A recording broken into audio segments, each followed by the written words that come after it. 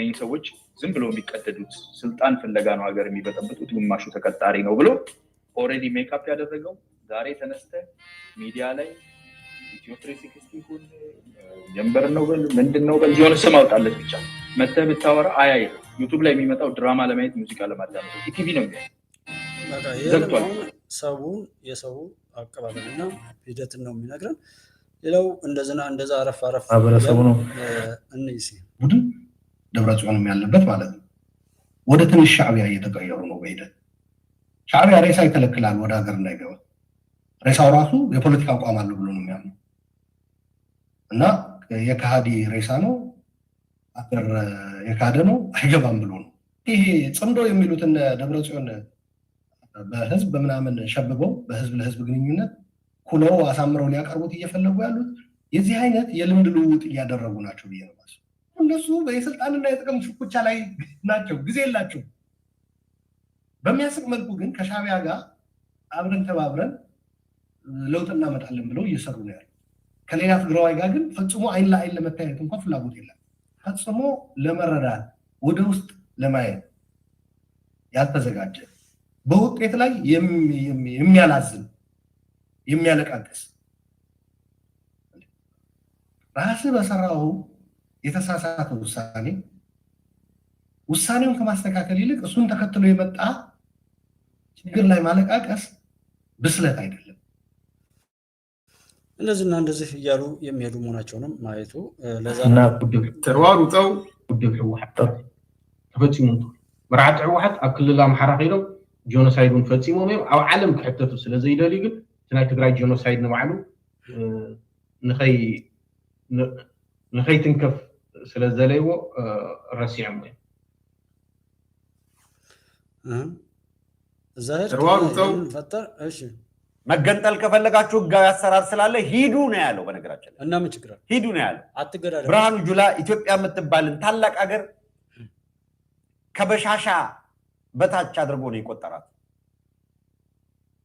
ይህ አስተሳሰብ አደገኛ አስተሳሰብ አብይ አህመድ ጋር ካስታወሳችሁ አውዳሚ ጦርነት ከተካሄደ በኋላ ትግራይን ከዚህ በኋላ የትግራይ የስበት ማዕከልነት ከበሻሻ የተለየ አይደለም ወይም ከበሻሻ በታች ነው ያለው በፖለቲካ በሉ በኢኮኖሚ በሉ ሲል በኢኮኖሚ ምን ያህል እንዳደቀቀ ያውቃል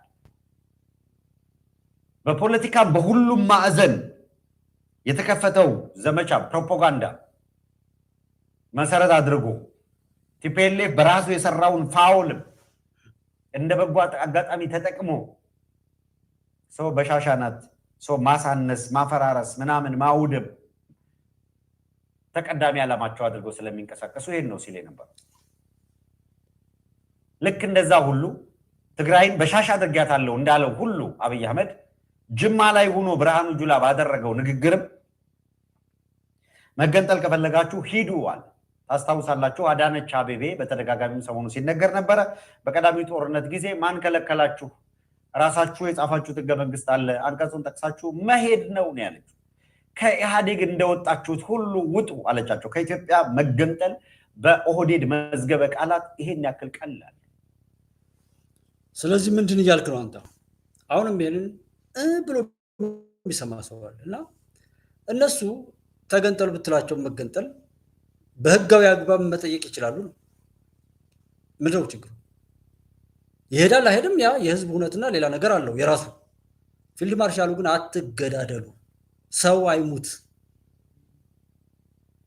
ሰው መሞቱና ጦርነት ውስጥ መግባቱ ለመገንጠል ከሆነ ያን ያክል መሞት ሁሉ የለም ጠይቁ ለምንድን ነው የኔ ያሉ ጋና ብጥብጥ ህዝብን ማስጨረስ የምትፈልጉት አላማችሁ ያ ከሆነ አላማችሁን የምታሳኩበት ሌላ መንገድ አለ አይደለም ወይ ነው ያ ማለት ሂዱ ማለት ነው እና ምን ይሁን እሺ አሉን በል ሀብታሙ ይሄን ያወራው ለምንድን ነው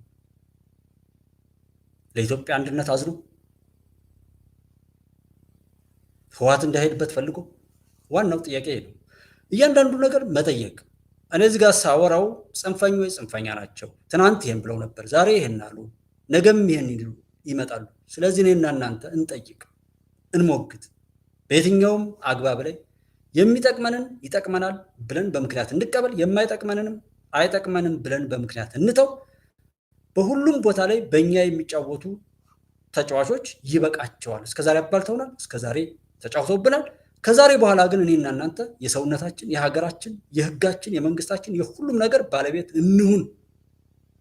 አክቲቪስትም ከሆነ መርጠን፣ ፖለቲከኛም ከሆነ መርጠን እንጂ እኔ ከዚህ በፊት እንደነበረው አይነት ዝም ብሎ አምኖ ማጨብጨብ አልፈልግም።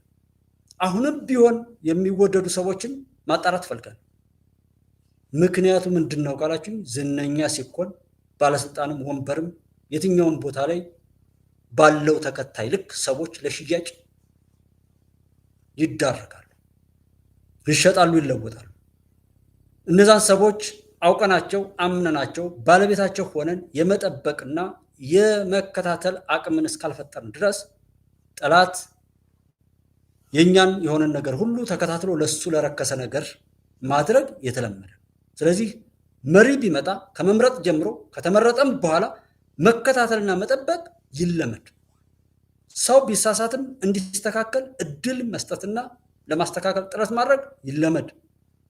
አልስተካከል ካለ ይደርሳል። ባለቤት ሆነን መሪው ወይም አመራሩ ወይም የሆነ ኃይል ስተት ከሰራ ስተቱን ቆጥረን ነግረ ነው አልስተካከል ካለ ሌላ ለመቀየር እኛንን እንጂ ባለቤት መሆን ያለብን የሆይ ሆይታ የድንፋታና ተጠያቂነት በሌለው ሁኔታ ላይ የሄድንበትማ ነገር ይኸው እስከዛሬ ድረስ አደረሰ። ሰዎች የነገሩን ትርክት አንድን ህዝብ፣ አንድን ሀገር፣ አንድን ሃይማኖት፣ አንድን የሆነ ነገር ጠቅልሎ የመግፋትና ጠቅልሎ የመያዝ አይነት ልምድ አወረሰ። ከሰርን።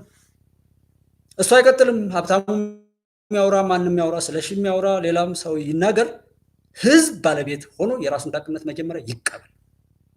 እኔ የኔ አስተዋጽኦ በበጎ ይሆናል፣ ሌሎችም በጎ እንዲያደርጉ አደርጋለሁ። እኔ የሀገሬ ባለቤት ነኝ። እኔ ነገ ብሾም ሰዎችን የምሾማቸው እኔ ነኝ፣ ሰዎችን የምሽራቸው እኔ ነኝ የሚል የባለቤትነት አቅም መፍጠር።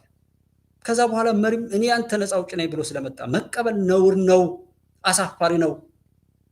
በቤቱ ስኬት የራቀ ሁሉ ተራ ሽፍታ ሁሉ ተነስቶ እንደዚህ የሆነው ሁሉን ነገር ምን አገባኝ እያን በፍክክር ስለተውነው ነው።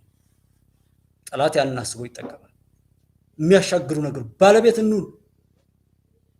አምኜ ያደረኩት ነገር አማራጭ አይጠፋው።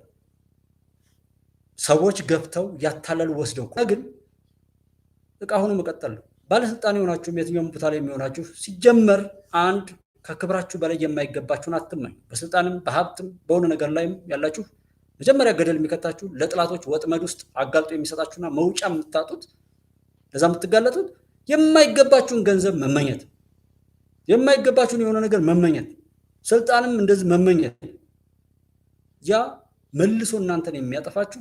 ያንን ስትመኙ ነው የምትወድቁት። ያንን ስትመኙ ነው ለሚደርስባችሁ ነገር ሁሉ የምትጋለጡት እንጂ ከዛ በኋላ ኢትዮጵያ የምትባል አይደለም።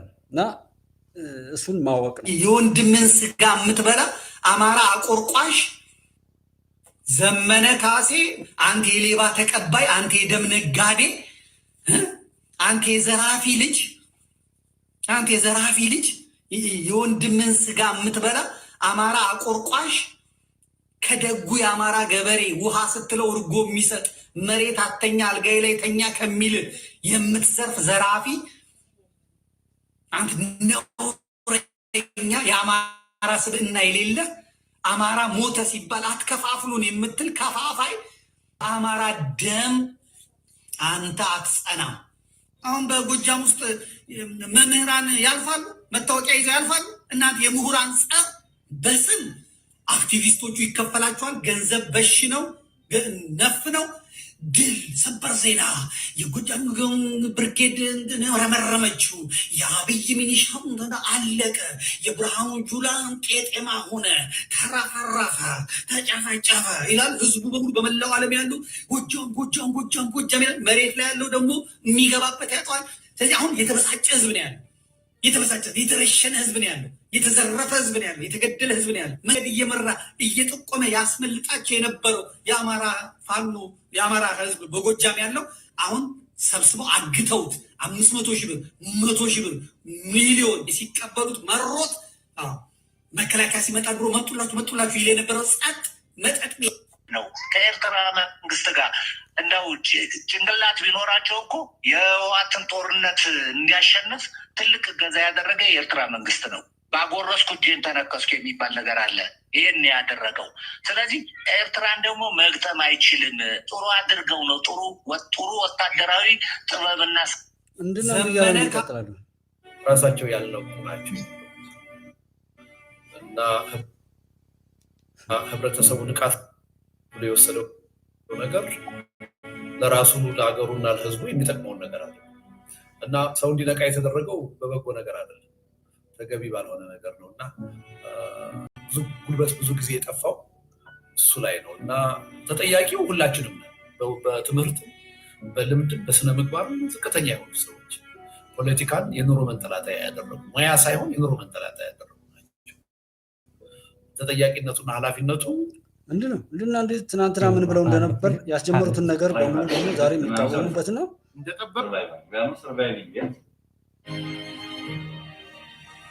ለመደመር መቸገር የለብንም።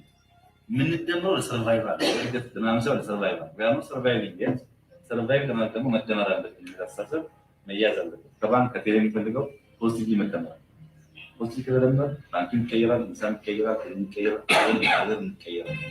የኛ ምሻት እንደገናል ጀመረ በጣም በሮዶ ዝምሮች አሉ ቴክኖሎጂ እንደማለት ይሄ መጠቀም የሚችለው መጠቀም ብቻ የሚል ሳቤ ይዛል እና ከፋው ጋር ተያይዞ ሳይቴሌኮም ላስት ይር ወደ 60 በዚያም ኮንትሮማን በላይ ሚሊዮን ብር ይላል ኢትዮጵያ ውስጥ የአይቲ ኢንጂነር ካፓሲቲ ላይ ነው። ስምንት አካባቢ ኢንጂነሮች አሉ። እንግዲህ የስብስብ ያለው አሁን ኃይል ይጨምራል ነው በጥቂት ዓመታት ወልጋ ውስጥ ስቴት ሺ ይደርሳል ነው። ስለዚህ የእናንተ ተቋም ነው ለመጠቀም ስትበቃ ድረስ የሚያስገኙ ሀሳብ ተመልክቶ ሀሳባችን ውስጥ እንደግባት እንጠቀምበታለን። አሁን ይህን ሰውዬ ማን ነው የሚቋቋም? ይህንን በመስደብ በመውቀስ በዛ ነው እንዲሁ እሱ የሚያወራው ሌላ እነሱ የሚያወሩት ሌላ። እንዲሁ ዝም ብሎ በመጮህ ብቻ ነውርን በዛ ልክ በአደባባይ ከመመስከር ውጭ የሰራውን ሰው ከተናገረው ላይ ተነስቶ እኮ ነው እንዲህ ብለህ ነበር እንዲህ እንዳላለም እንዲህ ብለህ የምትሄድበት እዚህ ነው የሚያደርስህ ሰው ይሄ ስህተት ነው የሚባል መስደብ ምን አይነት ቤተሰብ ቢያሳድግ ምን አይነት መረገም እንደሆነ እኔ በዚህ ዘመን እንደ አይነት ትውልድ ላይ መፈጠሩ ራሱ በጣም ነው ለየተኛ በምናቀስበት ጊዜ ጨንቁ ትግራይ ጦርነት ጊዜ እኛ መሬት ላይ የተኛ በምናቀስበት ጊዜ ጨንቁ ኃይለም ኪርኩ ወንድ ልጅ ወልዷል። እኛ ግን መሬት ላይ ነው አልጋ ላይ እንኳን አንተኛም ነበር የትግራይ ጦርነት ጊዜ። እሱ በትግራይ ጦርነት ወንድ ልጅ ወልዶ ልጁ ሆኖ ያለው ትግራይ ጦርነት ጊዜ እኛ መሬት ላይ የተኛ በምንተራሉ ሻሉሽ እንዲወለድ እንደዛ ሲያስጠላ አጀንዳው ራሱ ሲያስጠላ ሞርተር ስናደባየው በቦምብ ስናደባየው እስኪ በዚህ መሰላል የሄሊኮፕተር ሞተር ሳያጠፋ ላበላብ ሆኖ ፊቱን በሶፍት እየጠረገ ዘሎ ገብቶ የበረረው ላበላብ ሞርተር ስናደባየው በቦምብ ስናደባየው እኮ ነው። የሄሊኮፕተር ሞተር ሳያጠፋ ላበላብ ሆኖ ፊቱን በሶፍት እየጠረገ ዘሎ ገብቶ የበረረው ሞርተር ስናደባየው በቦምብ በዚህ የሚሰናከለው ሰው ሞርተር ስናደባየው አንድ ቀን ሊያታላችሁ ልጆቻችን ቤተሰቦቻችንን ራሳችንን እንኳን ሰርተን መብላትና ማስተዳደር ያልቻልን አስገደል ነው፣ አስፈጀ ነው፣ አስጨፈጨፍ ነው። ውጭ ሆነን ልጆቻችን ቤተሰቦቻችንን ራሳችንን እንኳን ሰርተን መብላትና ማስተዳደር ያልቻልን ፖለቲከኞች ነን ብለን ንጹሃንን አስገደልን። ትላንት ታዲያ ያያችኋቸው ንጹሃን ህፃናቶች ሁሉ እንዲገደሉ ያደረግን እኛ ነን። በእነ ሀብታሙ በዋሽንግተን ዲሲ እነ እስክንድርን የመሰለ እነ እንዳርጋቸው ጽጌን እና አበበ በለው እና አበበ ገላው እነ ታማኝ ሌሎቻችንም ብንሆን እነ መሳይ መኮንን ልጆቻችንን በስነ ስርዓት ያላሳደግን ባለንበት አገር ውስጥ ያለውን ኦፖርቹኒቲ ያለውን ተጠቅመን ራሳችንን ከፍ ያላደረግን ምሳሌ ልንሆናችን ፋኖም እንዳይደራጅ እና ውጤታማ እንዳይሆን እርስ በርሳቸው እንዲከፋፈሉና አሁን ያሉበት ደረጃዎች እንዲደርሱ ያደረጋችሁ መቼ ነው የምትማሩት? መቼ ነው ኮመን ሴንስ የምትጠቀሙት? መቼ ነው ሐቁ ሲነገራችሁ በጭራሽ ሐቁን ነው የምንከተለው አይሆንም ብላችሁ የምትሉት መቼ ነው? እነ ዳዊት እነ ታማኝ እነ መሳይ መኮንን እነ ሀብታሙ ጮሌዎች ጭልፊቶች ጅቦችና አድርባዮችን በየጊዜያቸው በየሁኔታው ማንነታቸውን ራሳቸውን እያጋለጡ በመጡበት ሂደት ውስጥ ትላንት ሲያጭበረብሯችሁ ሲዘርፏችሁ ሲቀሟችሁ በተለያየ መንገድ ፈጥኖ ደራሽ ለመምሰል ጥረት ሲያደርጉ የነበሩትን ዛሬ እያያችሁ ነው፣ እየሰማችሁ ነው። ይኸው እርስ በርሳቸው እያለቃቀሱ ነው እየተባለ የአዲስ አበባ ህዝብ እስኪ ተመለከት። አሁን እኔ ያው የአዲስ አበባ ህዝብ ያለበት ደረጃ ይታወቃል። እኛ እንመጣለን፣ አሁን እንመጣለን። መቼ ነው እንመጣው? እግዚአብሔር የያዘው ዕለት የፈረዳት ጊዜ ትግል መቼ እንደሚቋጭ ማንንም የሚተነበያት የሚያውቃት። እስከዛ ድረስ አንተ ልታልቅ ነው ወይ? አልቀህ ልጠብቀን ነው ወይ? ከዚህ በመከተል ለአዲስ አበባ ህዝብ መልእክታችን አለ። ያው የአዲስ አበባ ህዝብ ያለበት ደረጃ ይታወቃል። እኛ እንመጣለን፣ አሁን እንመጣለን። መቼ ነው እንመጣው? እግዚአብሔር የያዘው ዕለት የፈረዳት ጊዜ እንድና አይነቱን ሰው አሁን መጠቀም ያደርሳል። ትግራይ ላይ ተናቸዋል። ጦርነት ከኤርትራ ጋር ቀላል ነው የሚሉ ሰዎች አሉ። ቀላል ነው፣ በቃ ጨርሷለን። ትግራይ ላይ ተናቸዋል። በትግራይ ጦርነት ላይ ተፈትነዋል። ሽማግሌዎች ናቸው ወይ ህፃናት ናቸው ወይ ሽማግሌዎች ናቸው። ቁጥራቸው ትንሽ ነው። እኛ ግዙፍ ሀገር ነን፣ ኢኮኖሚ አለን፣ ወጣት አለን እና መሳሪያም አለን፣ በገፍ እናገኛለን ነው የሚለው። ኤርትራ ከኢትዮጵያ ሰራዊት ጋር አይደለም፣ ድሮን ከሚገጥም የኢትዮጵያ ሰራዊት ወይም አየር ኃይል ካለው ጋር አይደለም፣ ከትግራይ ሰራዊት ጋር ከግማሽ የትግራይ ሰራዊት ጋር መግጠም የሚችል ሰራዊት የለውም። ኤርትራ መንግስት ያውቋል፣ ኤርትራ ራሳቸው ያውቁታል። ለዚህም ነው በቃ የመጨረሻ አማራጫችን አሁን ካልገባ በስተቀር በሆነ አጋጣሚ ቲዲኤፍ ካሸነፈ ይበላናል ብለው ነው ወስነው የመጡት።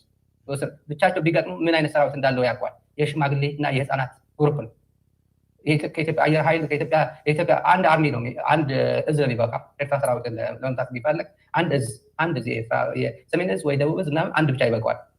ድሮና ዘንድሮ እኮ ጫማ ስሞ ከመጣ በኋላ ብዙ ህዝብ ነን ምናምን አይሰራም ሲል ቆየነ። ያው መጀመሪያ ደግሞ አንድ እዝ ነው የሚበቃው የሚለው እየታዘብን እንድንሄድ ነው። ለምን ጦርነት በዚሁ ነው የምንሞግታቸው፣ እነሱ በተናገሩት ነው የምንሞግታቸው። ተልዕኮ ይዞ ያበላሸ ያለው ዘመነ የአማራን ትግል እያበላሸ ያለ ከቲቤለፍ ተልዕኮ ይዞ ያበላሸ ያለው ዘመነ ካሴ ነው እና አታች ያላችሁ ለአማራ የወጣችሁ ለዘመነ ሳይሆን ለአማራ ብላችሁ የወጣችሁ ካላችሁ ትክክለኛ አማራ ማንነትን ለማስጠበቅ የወጣችሁ ካላችሁ ዘመነ ካሴ ካታች ከእግረኛ ጀምራችሁ ከዝቅተኛ አመራሮች ልታወግዙልን ይገባል።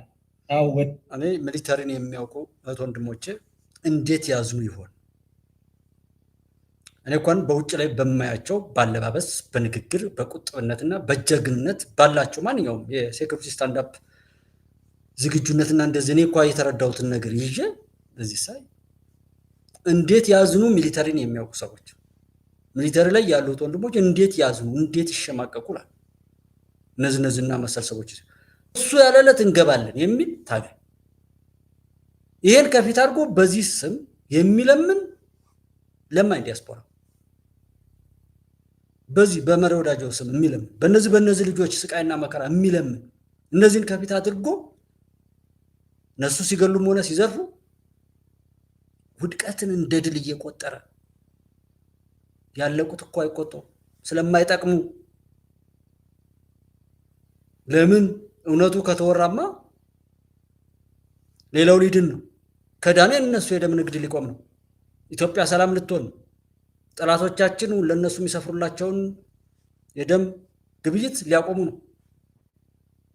ሁልጊዜ አሸነፉ እንጂ አንድ ቦታ ላይ ተሸነፉ የለም። እኔ እንደ አይነት አሳዳጊ የምትላቸው ሰዎች በጣም ነው የሚያሳዝኑ። እስከፍንጭ የታጠቀን ጠላት ከቢሮ ጀርባ ተቀምጣ ተዋሉ።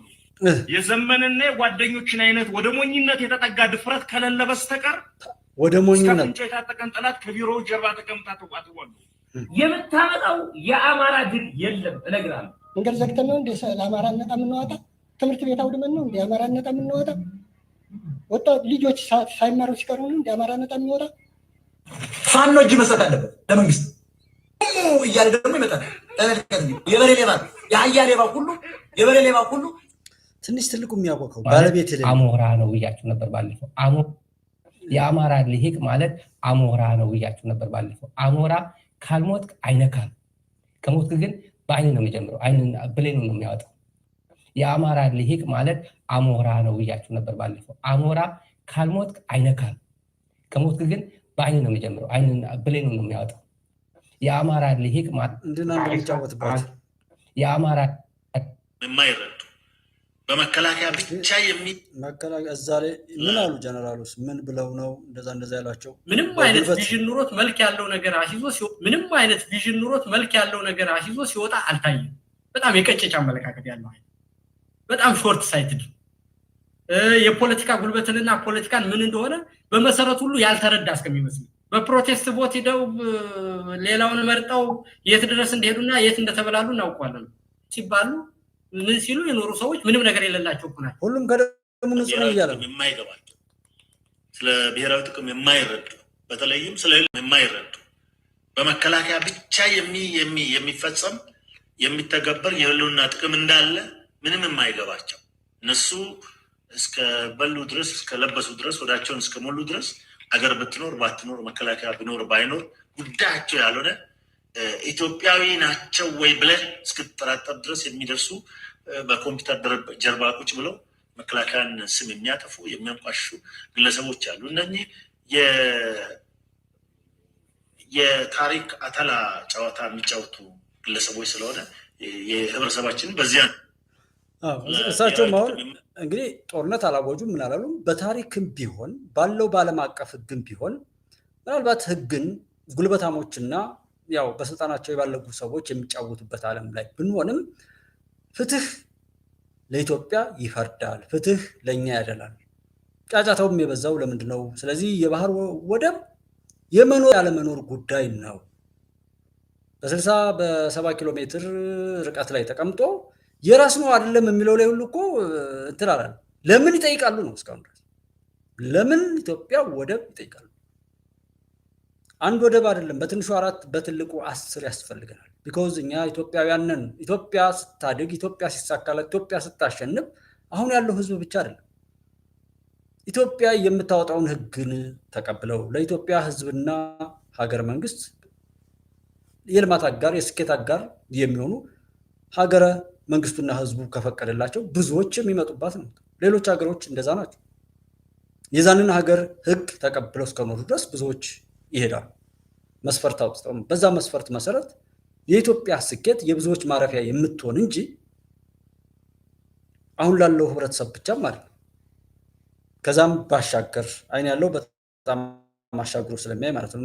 እንደዛ አይነቱ ነገር ስላለ በታሪክ ይገባናል። ሀገር አይሻግርም፣ ዘራፊ ቡድን ሀገር አይሻግርም፣ ክልሉን አይሻግርም፣ የራሱንም ህይወት አያሻግርም ብዬ ነው የገመገምኳቸው ተሰጥቷቸው።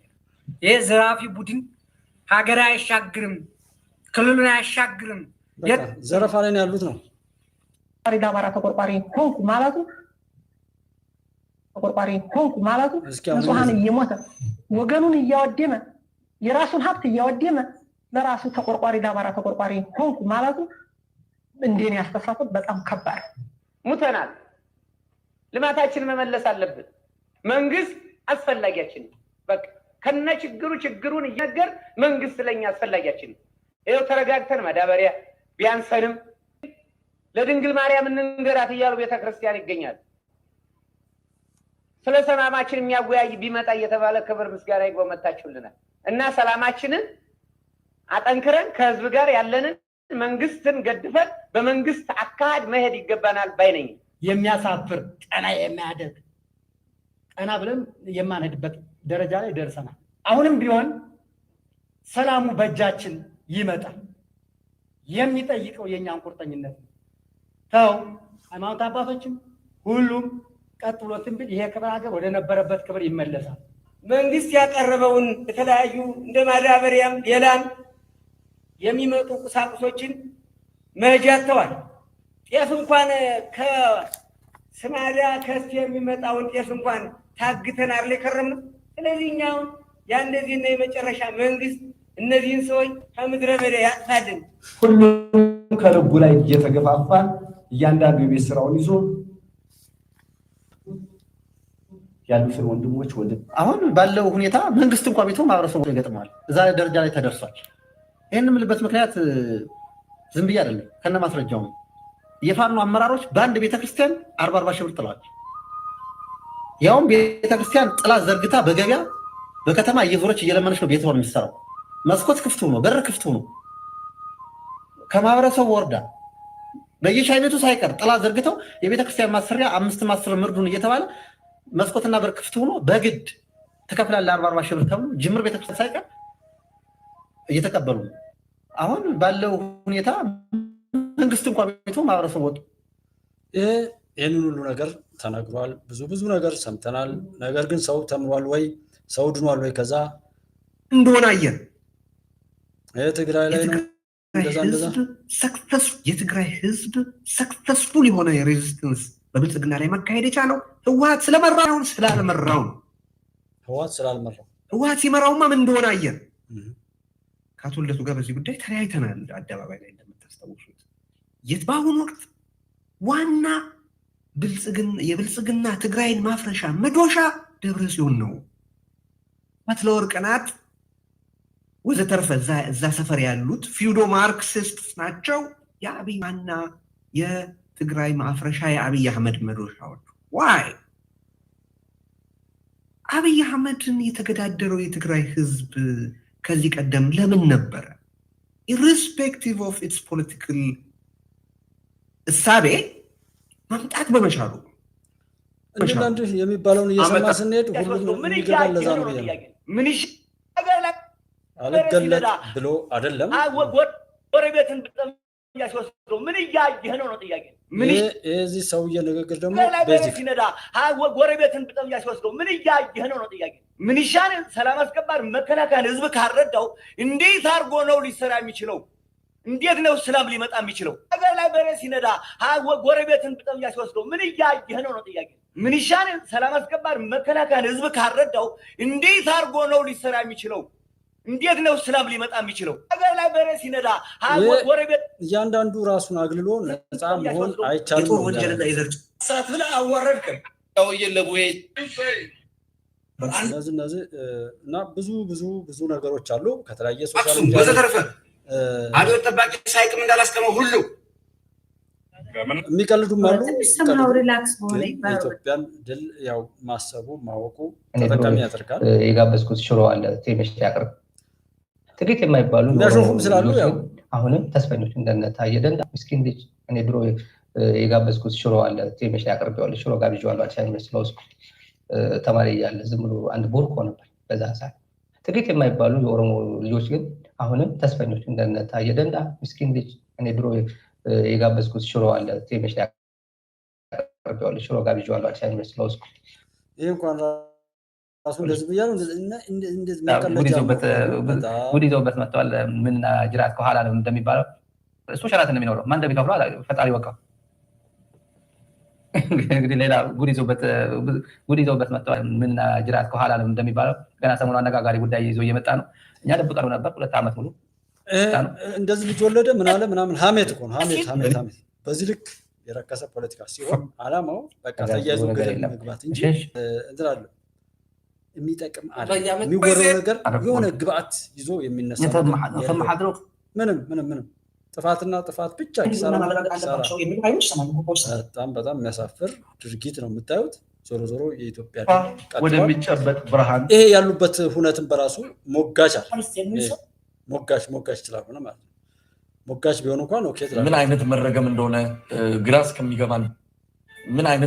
እንደሆነ ግራ እስከሚገባን ድረስ በአማራ ፋኖ ኃይሎች መሀል ልዩነቱ እንደሰፋ ነው። ምን አይነት መረገም እንደሆነ ግራ እስከሚገባን ድረስ በአማራ ፋኖ ኃይሎች መሀል ልዩነቱ እንደሰፋ ነው። ምን አይነት መረገም እንደሆነ መረገምማ ያው ካንተ አይኔ ትልቅ ሰው በእድሜም ትልቅ ነው፣ በሀብትም ትልቅ ነው፣ በዓለም አቀፍ አይኔ ትልቅ ሰው በእድሜም ትልቅ ነው፣ በሀብትም ትልቅ ነው፣ በዓለም አቀፋዊ ኢሜጁም ትልቅ ነው። በማስረጃ ነው መሆን ያለበት። ማንም ካድሬ የተናገረው ብሎ ኃይለ መድገም የለበት። ታየ ደንደዓ ጋር በምን ይለዩ እነዚህ ሰዎች? ዝም ብሎ የኢትዮጵያ ህዳሴው ግድብ ምርቃቱ ዓለም አቀፍ ሚዲያዎች እንደገለጹት ያው እንደዚህ የሚሉት ዓለም አቀፍ ሚዲያዎች የመገነጣጠር ዓለም አቀፍ ሚዲያዎች እንደገለጹት ያው የትግራይ መንግስትም ዛሬ አመሻሹ ሙሉ መግለጫውን አውጥቷል። የአገው ክልልም ከትግራይ መንግስት ጋር ያለው አጋነቱ በይፋ አረጋግጧል። አሁን ባሳያችሁት ይህና መሰል ነገር ለማስታወስ ያክል እንጂ እየረሳን ስላስቸገርን ነው እንጂ ያላሉት ነገር ሆኖ ኦር ያልሰማነው ሆኖም አይደለም። ያንን እያያዝን በዛ በተናገሩት ራሳቸውን ስናያቸው ነው እንዴት ነው ከየት ተነስተው ወደ ሊሄዱ ነው ብለን መለካትና ከነዚህ ነውረኛ ተግባራቸው ራሳችን ለመጠበቅ የምንችለው እንጂ ዝም ካልናቸው ብዙ የሚሉ እርስ በርሱ እዛው ንግግር አንድ ንግግር ውስጥ ላይ እርስ በርሱ የሚጣረስ ንግግር የሚያወሩ ሰዎች መሆናቸው ምንም ሳይታለም የተፈታ ሁልጊዜ ያየነው ነገር ነው ያለውና የለየላቸው ቡድኖች ተስፋ ቆርጠው በዛና በዚህ የሚሉ መሆናቸውን ሁሉ አለመርሳት ጥሩ ነው። ቁጥርን የጨመረው ያ የብር ቁጥር መጨመር የህዝቡን የኑሮ ሁኔታ ሊፈታ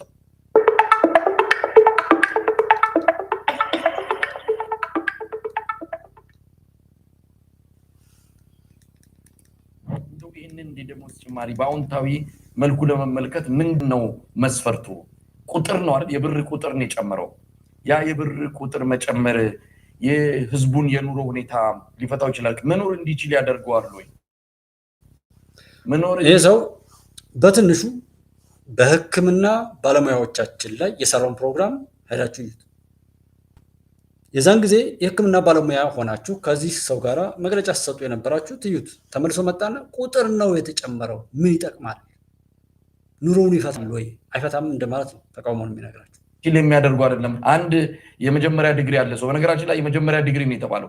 ዝቅተኛ ደሞዝ የሚያገኘው ሰው 4780 ተጨምሮለት 6200 ገብቷል። ያ የ6200 የሚያገኘው ተቆራርጦ ምናልባት እጁ ላይ ሊደርስ የሚችለው 4000 ብር። በ4000 ብር ምን ሊያደርግ ነው? አንድም ኪሎ ስጋ ላይ ገዛ ይችላል። ኪራይ ሊከፍልለትም አይችልም። እንዲህ አይነትን ሰው በዚህ ጊዜ ላይ ቁጥር ብር በረከሰበትና በአሁኑ ሰዓት ወረቀት በሆነበት ሁኔታ አንድ መደብ ቲማቲም ለመግዛት በጆንያ ይዘህ ለመሄድ እስኪቀር ድረስ የብር ዋጋ በዚህ ደረጃ በወደቀበት ዘመን ላይ ለዛውም በዚህ በማክሮ ኢኮኖሚ ማሻሻያ ብሎ አብይ አህመድ የኢትዮጵያ ሕዝብ ላይ ሌላ ቀንበር ይዞ በመጣ ፖሊሲ አማካኝነት የኢትዮጵያ ሕዝብ በአንድ ጊዜ ወደ ከፋው ድህነት በገባበት በዚህ ፖሊሲ ለውጥ መጥቷል ብሎ ሲናገር ትንሽ ያማል። ውንብድናም ነው ሌብነት። ከዚህ አንጻራዊ አድርገህ እስኪ ንገረን እና ስጠይቁ ሰዎችን የምሰሙ ሰዎች ምን ነበር መሆን የነበረበት? ከዚህ አንጻር ይሄን ማድረግ ነው። ማክሮ ኢኮኖሚው በዚህ ምክንያት መደረግ አልነበረበትም ወር መደረግ የነበረበት ይሄ ነው የሚል አማራጭ ተናገር። ቢኮዝ እንደ ተሟጋች አይደል እና ምን ይጠበስ እና ምን ይሁን ግን የደሞዝ ጭማሪ አጀንዳችን ነው ብላችሁ የተነሳችሁትን ችግራችሁ ላይ ሌላ ችግር ሊጨምር የተነሳው መሳይ ይሄው ዓላማውን ተናገር። ምን ይሰራላችኋል አላችሁ። እንቀጥል። ነውር ሞልቷል። ሁኔታ ሊፈታው ይችላል ብሎ አልጠየቀው። አንድ ቀን ቀድሰ ታውቃለህ ወይ ብሎ አልጠየቀው። የትኛውን ቅዳሴ? ወይ ጉድ! ቄስ ቤት ገባ ደግሞ። በፖለቲካው መድረክ መዋቅሮስ መሳተፍ አለበት ይላል። ልብ አድርጊ፣ መሳተፍ አለበት። ጀስቲፊኬሽን እየሰጠ ነው የራሱን ተሳትፎ። ለቄሳም ለእግዚአብሔርም በኩልነት መገዛት ይቻላል ይላል መጽሐፍ ቅዱስ። የቄሳርን ለቄሳር እግዚአብሔር ለእግዚአብሔር ስጡ ይላል። ሎክ እነ ዳንኤል ክብረት የሃይማኖት ሰዎችን እያማለሉ የፖለቲካ አካል ካደረጉ በኋላ ያለምንም ጥያቄ የፕሮስፔሪቲ ጎስፕል የብልጽግና ወንጌል አምላኪና ተከታይ መሆን እንደ ጽድቅ እንዲቆጠር ነው ፖለቲካው ላይ የሚሰሩት። እንደ ጽድቅ እንዲቆጠር ይሄ ቀደም ብለን ያወራ ነው። ብዙ ነገር አለ። ዛሬ ግን ወደዚህ የመጣ ነው እንድናስታውስ ይህን ሁሉ ቆሻሻ ይህን ሁሉ የተከፈተ ያዞ አፍ ነው አልፈን እዚህ የደረስነው።